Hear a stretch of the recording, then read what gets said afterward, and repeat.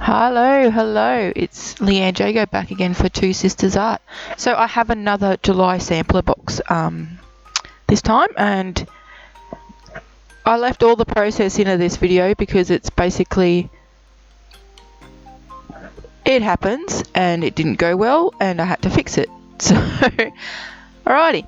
So I'm going to start with, this time I actually glued a couple of pages together and then I stitched around them because I use a lot of wet medium, it wasn't working. And the pages were turning up and stuff like that. So I thought I may as well just stitch it just to give it a bit thicker and a bit more surface area to work with. And then I have actually rolled on some clear gesso just before that. And as you can see now, I went around and I got a lid off of a jar and I put some water on it, and then I sort of tried to use that as a guideline to use those pens on, because I know that those pens do run.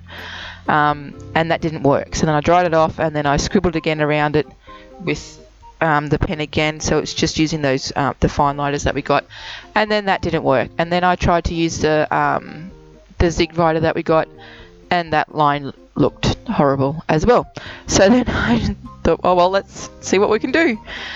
So instead of ripping it out and chucking it in the bin, I kept going, which I think is important when whenever you're playing with art, I think. So then I just got one of the crayons, the water soluble crayons, and then I just smudged it on, and then you see I really wet it down, and then used a brayer just to sort of smush it around the page. And now I'm just drying it off, and then I've got to cover that circle because that's just horrible. So then I've just got out the trusty masking tape, ripping little pieces off, and then just layering it over. Now the final piece actually doesn't end up too bad, so just goes to show that sometimes you do have to stick with it and it will be okay. And again, it's just in your journal, it's in a process page, so you live and you learn. So there we go. So then I just got out some of the blue of the water soluble crayons again, smushed it on, and then I'm just sort of wetting it and moving it around the page. And then I just use my spray bottle there just to sort of give it a little bit of extra oomph, I suppose you could say. And as you can see, I love the effect that these things have on masking tape. It creates a texture without you having to actually do very much at all. So that's what I really like about that. And that's why I use masking tape a fair bit in there in my pages. That it covers up mistakes, especially at the start when they're pretty bad. And then I just dry it off in between. Now I'm determined that I'm going to have that circle down the bottom. So I've just got the water soluble watercolor pencil. I wet the lid first, and then as you can see, I just sort of rub the pencil around it, and then I rub some onto my messy mat and put some water on it, and then I'm just stamping it. So it works pretty well. Yeah. So I'm still going to stick with the idea that I wanted to scribble around the outside of the circle too. So bear with me there. Then using some of the orange, I thought, okay, I'll fill the circle in with orange, the paint of the Vicky Bolton paint that came in the set. And that looks horrible. But I kept persisting. I thought, what if I draw an outline with the pencil there and squiggly, really. But there's no denying that orange blob of, I don't even know what it is down the bottom, is just wrong on so many levels. It's good that you can look back and laugh on these things, I suppose. So now I'm really drying it so it really, really dries.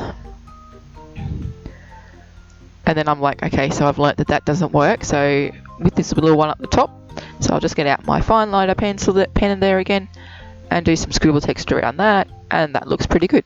So I'm thinking, okay, so that's what we've got to do. So I just get out some gesso and fill in the circle.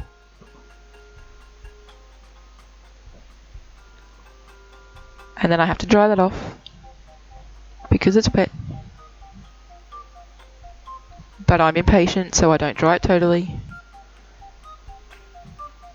And yeah, there was a number of times during this process where I could have just stopped and just threw my hands up in the air and went, I give up. But alas, I didn't. So then I get out that fine liner again and do some squiggly text around it. You can see it's actually starting to look better. Like, it's not ripped the page and put it in the bin bad anymore. So I guess if anything you get out of this piece is, yeah, don't give up. And the actual composition works pretty well. So we can recreate it without all the mess that's underneath it. And now I'm thinking, you know, this circle needs something. So I got some gold leaf there, and then I'm just going to, I can't even remember what I used to glue it down with. Oh, some of the gel medium that we got in the last pack. So I just swoosh some on there with my fingers, and then I'll dab some of this gold leaf on, and then I sort of just rub it in so it doesn't even stay, like I didn't want a nice piece, if that makes sense.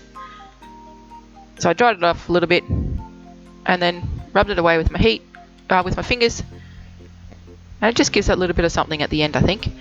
And then I appropriately, on my sheet of text that I got from the Tim Holtz series,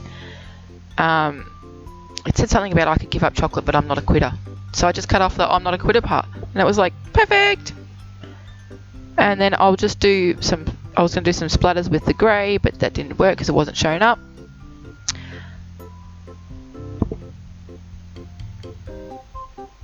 I'm pretty persistent. You can see I tried quite a bit with that before I realised it just wasn't going to work. Oh no, got a bigger brush out, see? Sometimes I do wonder what's going on in my head when I'm trying to do these things. So let's dry it, and then I actually get out the water-soluble pencil, scribble some on the mat, wet some with water, and then do my splatters. And look how much better that is.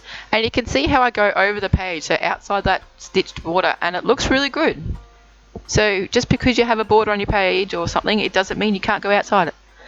So there you go. So here are some close-ups. So it doesn't look that bad. So it just goes to show that sometimes persistence pays. So